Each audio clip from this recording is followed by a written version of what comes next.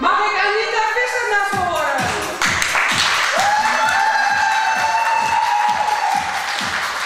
Anita Visser zeggen satsien op hoe de catwalk rennen.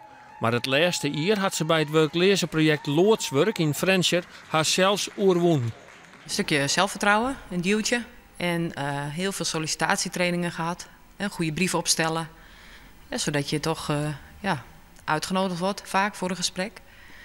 Dat heel veel. Zelfvertrouwen krijgen, voor jezelf opkomen en jezelf zien.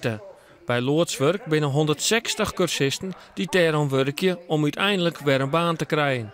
Dat zijn bijvoorbeeld mensen die als ZZP'er zijn begonnen en die het net niet hebben gered. Dat zijn mensen die hard hebben gewerkt en hun bedrijfje hebben moeten opgeven. En dat zijn ook mensen die al een tijdje werkloos zijn, maar die nu terugvallen op de bijstand. Maar er is eigenlijk niet één iemand te noemen die hier past. Het kan een hoger opgeleide zijn, een lager opgeleide. En het is helemaal niet gezegd dat de lager opgeleide minder kans heeft. Ik om praktische zaken weer tocht. Deelnemers krijgen passende kleren aan als ze op sollicitatiegesprek moeten. Maar dan nog blijkt het dreig om ertussen te komen. Het is wel vaak zo als je een paar sollicitaties doet en je krijgt bericht terug van dat je in een portefeuille zit. Ja, dat is niet echt motiverend om dan nog verder te gaan.